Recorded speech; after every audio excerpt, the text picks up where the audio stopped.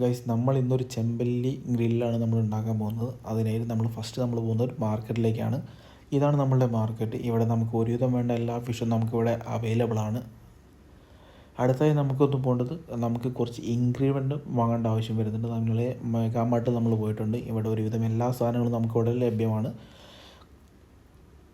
അടുത്തായി നമ്മൾ റൂമിലെത്തി. ഇനി നമ്മളൊന്ന് ഫിഷ് ഒന്ന് ക്ലീൻ ചെയ്യണം. അതിനുശേഷം നമ്മൾ എന്താക്കണം, ഈ ഫിഷിലേക്ക് മസാല ചേർക്കേണ്ട ആവശ്യം വരുന്നുണ്ട്.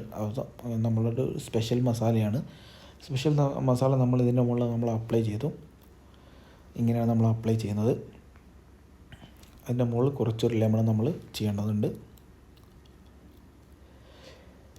പിന്നെ നമ്മൾ വീണ്ടും ഇതിൻ്റെ മുകളിൽ കുറച്ചൊരു വേവ് ആയതിനു ശേഷം നമുക്കൊരു മസാല ചേർക്കണം. അതിലേക്ക് നമ്മൾ കുറച്ച് ലെമൺ നമ്മൾ ഇട്ടു.